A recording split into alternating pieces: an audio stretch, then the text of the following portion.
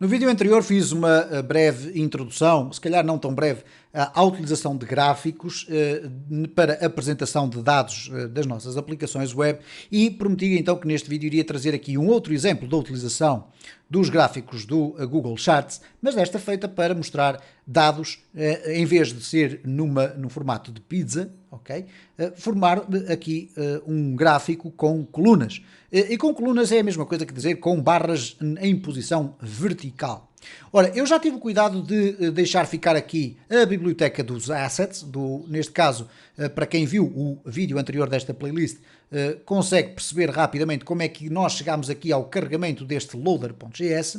Pelo conseguinte, para não estarmos aqui a perder muito tempo, eu vou fazer aqui o index.html e vamos criar já aqui uma estrutura para preparar a apresentação do nosso gráfico de barras. Ora, o que é que eu vou ter que fazer aqui? Em primeiro lugar, colocar obviamente o espaço para a apresentação do gráfico. Eu vou dar-lhe aqui um ID chart. Vamos colocar aqui também o título, gráfico de barras, ou de colunas, como lhe queiram chamar. E agora vamos fazer aqui o nosso script. E vocês vão ter a ocasião de verificar que, pese embora o facto de existirem alguns elementos relativamente ao vídeo anterior que são semelhantes ou iguais, a estrutura e algumas propriedades que nós vamos definir aqui são diferentes porque o gráfico que nós vamos utilizar também é diferente. Bom, a primeira coisa que nós vamos fazer é aqui, então, o carregamento da biblioteca google.charts.load e vamos colocar aqui, neste caso, current. Depois vamos colocar vírgula e vamos colocar aqui o packages e à frente vamos colocar aqui um array onde vamos colocar duas coisas, core chart, que é a parte do core do funcionamento desta biblioteca, e para além disso nós vamos adicionar ainda o bar, ok? Portanto, temos aqui já definido uma primeira instrução, carregamento da biblioteca, depois vamos dizer aqui que queremos que seja executada uma função assim que a biblioteca estiver carregada. Google.charts.set onLoad callback. Isto é, qual é a função que eu vou executar quando tudo estiver pronto para desenhar o gráfico. Eu vou chamar aqui desenhar, à semelhança do que aconteceu com o vídeo anterior, e portanto vamos ter aqui um function, desenhar, e aqui dentro então é onde vamos fazer toda a magia. Neste caso nós vamos fazer um var dados, onde vamos definir os dados, vamos trabalhar à mesma com os géneros masculinos e femininos.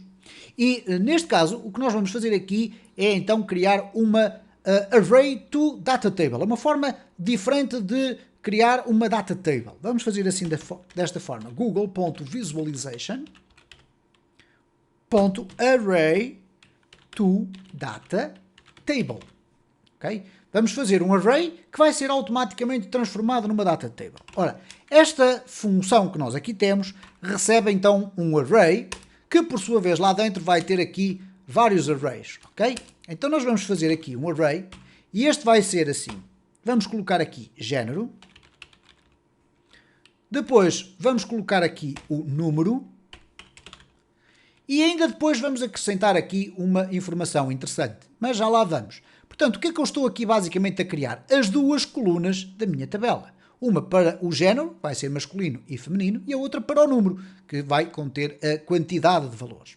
Ora, na linha seguinte, e reparem que é um array para tabela, nós vamos colocar o primeiro género, masculino, ok? E depois o número, neste caso, é um valor numérico. Vamos colocar aqui o mesmo 50. Penso que era este o valor que tínhamos usado anteriormente. Na segunda linha, nós vamos criar o feminino. E vamos colocar aqui 60. E temos então os nossos dados criados. Vamos definir as opções. Var opções é igual a um objeto. E aqui eu vou definir algumas coisas. Por exemplo, poderia colocar o título, homem e mulher, ou homens e mulheres, ou géneros, mas não interessa. Eu vou aqui, no entanto, definir posteriormente algumas opções. Por enquanto, vou deixar ficar as opções vazias e vamos ver se vai funcionar, ok? Então vamos colocar aqui var chart é igual a new google.visualization document.column chart. Okay? No vídeo anterior era o pie chart, aqui é o column chart, e aqui vamos buscar novamente o elemento onde vamos apresentar o nosso gráfico. Então eu vou apresentá-lo aqui no document.getElement. Ups, ali coloquei 2 pontos. GetElement by ID.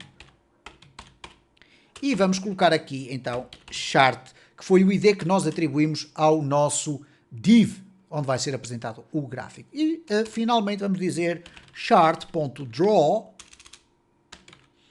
E o que é que nós vamos desenhar? Um gráfico que vai ter os dados de acordo com as seguintes opções. Okay? Ora, as opções estão vazias, eu não tenho a certeza absoluta se o sistema vai ou não funcionar de forma correta assim. De qualquer das formas, nós vamos aqui experimentar.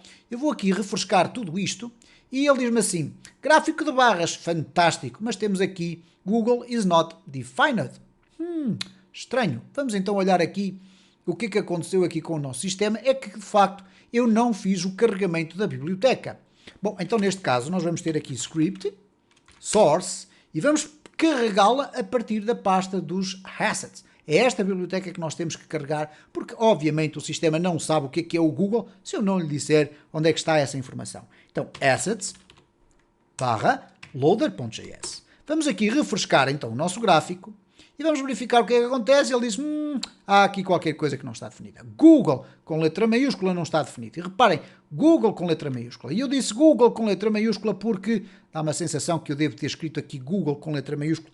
Tem que ser sempre com minúsculas. Cuidado com o case sensitive. Vamos novamente testar. Ok, mais um erro. Ele diz que o document get element, cá está o get com letra maiúscula, também não vai funcionar. E portanto, get é com letra minúscula. Case sensitive. Sempre este problema. Bom, o que nós acabamos aqui por ver é o seguinte. Como eu não defini nenhumas propriedades, neste caso opções do meu gráfico, nós temos este aspecto automaticamente gerido pelo próprio Google Charts. O que é que eu quero dizer com isto? Nós demos o valor de 50 para o sexo masculino, demos o valor de 60 para o sexo feminino. E ele automaticamente criou aqui o conjunto de valores que permitem criar esta grelha. Ok? Bom, aqui temos o gráfico de barras que eu coloquei aqui em cima, tranquilo, não tem nada a ver rigorosamente com o gráfico. Eu poderia colocar aqui um título, mas temos aqui esta coisa estranha que é a legenda aparecer aqui mais ou menos escondida. Se vocês não quiserem colocar a legenda, também é muito simples. Vamos começar a trabalhar aqui nas opções. Nós vamos colocar aqui, por exemplo, Legend. Ok? 2 pontos. E vamos abrir aqui as características da legenda. Dá para definir a cor do texto, o tipo de letra, enfim, 1001 coisas. Eu depois, no final deste vídeo, vou-vos mostrar o quão avançada é e também complexa a documentação do Google Charts. Então vamos colocar aqui Position, é uma das propriedades, e vamos colocar aqui Known. E se nós colocarmos esta posição Known, o que vai acontecer aqui à nossa legenda é que ela vai, pura e simplesmente, deixar de aparecer. Ok? E por vezes nós podemos ter essa necessidade de não querer que ela apareça. E reparem que continuamos a ter logo de imediato aqui esta iteração. Mas vocês poderão dizer-me, então, mas os gráficos estão os dois com as barras com cores iguais, eu quero cores diferentes. Como é que nós podemos fazer isso? Bom, então neste caso, nós podemos acrescentar aqui uma outra coluna à nossa data table, que é uma coluna especificamente para definir o papel especial, que é o do estilo. Então eu posso colocar aqui uma vírgula e colocar aqui um objeto em que eu digo que o role vai ser style. Okay? Isto são mecanismos internos da biblioteca. Não fazer confusão com alguns mecanismos nativos do JavaScript. Não, nós estamos a utilizar a linguagem JavaScript, mas todas estas regras de escrita que aqui estão, role e os valores, o position known, etc., são valores que estão inseridos dentro da própria biblioteca. Ora, o que aconteceu é o seguinte, eu tenho aqui agora 1, 2, 3 colunas, o que quer dizer que eu posso agora acrescentar aqui uma outra coluna onde eu vou definir, por exemplo, red, que é o nome de uma cor por defeito, neste caso, e aqui, por exemplo, o green. Ok?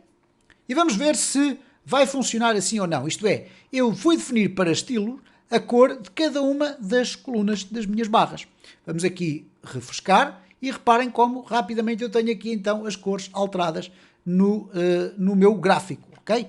Depois, obviamente, eu posso alterar aqui algumas coisas. Por exemplo, posso colocar aqui vamos experimentar meter aqui o width 500 e o height, vamos ver se eu não me engano aqui na ordem das letras, vamos colocar aqui 500 também, ok? Nunca esquecer de colocar as vírgulas para ir separando estes valores todos. Se eu agora regressar aqui e eu refrescar tudo isto, reparem como o gráfico assumiu um aspecto diferente. Porquê? Porque eu fui alterar as dimensões do meu gráfico. E por conseguinte, existem obviamente muito mais opções que vocês podem explorar. Eu vou-vos mostrar aqui apenas no caso do Column Charts. Quando vocês clicam aqui na área da documentação, obviamente que ele vos vai apresentar aqui uma informação. Atenção, eu volto a referir um aspecto importante, é que muitos dos exemplos que são carregados aqui são carregados por Ajax e por conseguinte demoram um bocadinho mais de tempo a serem carregados. Mas de qualquer das formas vocês têm aqui muita informação, têm inclusive a possibilidade de clicar aqui no Code It Yourself on JS Fiddle, isto é, vocês ao clicarem aqui vão ver o código que foi criado para originar este gráfico, sendo que eu não vos aconselho muito a fazer isso por uma razão muito simples. Como vocês podem observar, de x em x segundos o gráfico está a ser alterado e todo esse código e toda essa lógica está incluída no código de programação que eles apresentam aqui, o que não é propriamente, se calhar, a forma mais interessante para apresentar esta informação. Mais interessante seria estarmos a olhar só para um gráfico e depois ir ver de forma muito simples, como é o caso deste, que aqui está, onde vocês têm esta cor azul, que é a cor que está definida por defeito, e depois, se vocês quiserem, cá está então a exemplificação de como é que fazemos para alterar as cores, mas neste caso ele não vos mostra os dados todos deste gráfico. Diz-nos apenas que bastará vocês acrescentarem aqui o Role Style e depois definir as cores, pode ser pelo nome da cor, pode ser por hexadecimal ou até por RGB, não tem qualquer problema. Vocês podem definir cor, opacidade, o Fill Color, o Fill Opacity, para termos, por exemplo, gráficos com este aspecto visual completamente distinto. Okay? E depois, à medida que vamos por aqui abaixo, vamos começar a perceber que existem outras formas de acrescentarmos outra role. Por exemplo, imaginem, esta tabela passa a ter 4 colunas, em que a quarta coluna tem um papel, que é o role, que é o Annotation. E no Annotation nós depois colocamos ali AG, estes valores estão relacionados com os elementos da tabela periódica, mas se eu quisesse agora colocar ali, por exemplo, aqui um outro row, okay, que eu vou aqui buscar e que temos sempre que ter o cuidado de usar os termos corretos, neste caso annotation, eu aqui já vou poder colocar homens, mulheres, por exemplo, ok? E à partida vamos ver aqui uma alteração no nosso gráfico. Eu vou aqui refrescar e cá está então ali no topo o texto que eu apresentei. Poderia ser um outro texto qualquer e de qualquer das formas vocês começam a perceber que de facto há aqui um imenso manancial de propriedades. Aliás, se vocês forem aqui ao Configuration Options, vocês vão ver que é uma lista extraordinariamente extensa de propriedades que para cada uma delas, por exemplo, se formos aqui ao title, que estará por ordem alfabética cá mais para baixo, vocês vão verificar que o title, vamos aqui ao title, cá está, é o text to display above the chart, isto é, o texto para ser apresentado por cima do gráfico, não diz sequer que é por baixo, é do tipo string e por defeito não tem título. Ok? Se o título não for definido, o título não aparece. Da mesma forma que nós podemos depois dizer que queremos que a posição do título seja in, out ou none. O none significa, apesar de ter um título definido, o none significa que não vai ser apresentado. O in significa apresentar o título dentro da área do gráfico, não sei muito bem por que razão é que alguém achou interessante apresentar o título por cima de um gráfico, mas enfim.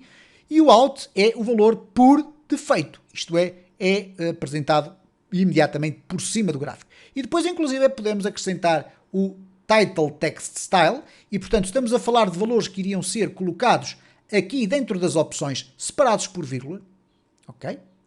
E, neste caso, nós poderíamos colocar cor, o nome de tipo de letra, o tamanho da letra, se era bold se era itálico, e portanto vocês têm aqui, o string será um valor do tipo alfanumérico, portanto o color poderia ser aqui um red, um green, ou então um valor hexadecimal. O font name teria que ser também uma string, por exemplo, Arial, Helvética, o que vocês quiserem.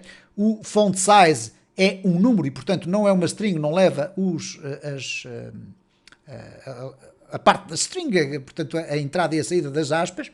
Ok? Vocês colocariam aqui 14, 16, 18, quanto maior fosse o valor, maior é o número, ou maior é o tamanho da letra. O bold é um valor booleano, portanto colocariam aqui true ou false, verdadeiro ou falso, e o itálico também. E portanto, como vocês podem observar aqui, há muita informação que não faz qualquer sentido estarmos a escalpelizar de forma muito pormenorizada. Isto daria para fazer uma extensíssima playlist aqui no canal. De qualquer das formas, eu espero que vocês tenham ficado mais ou menos sensibilizados para que devem, em primeiro lugar, adotar uma das muitas bibliotecas de gráficos que existem, e depois de adotar essa biblioteca vocês devem consultar regularmente a documentação e vão ver que com o tempo vão acabando por conquistar experiência necessária para poder apresentar gráficos com os dados aos utilizadores das vossas aplicações web.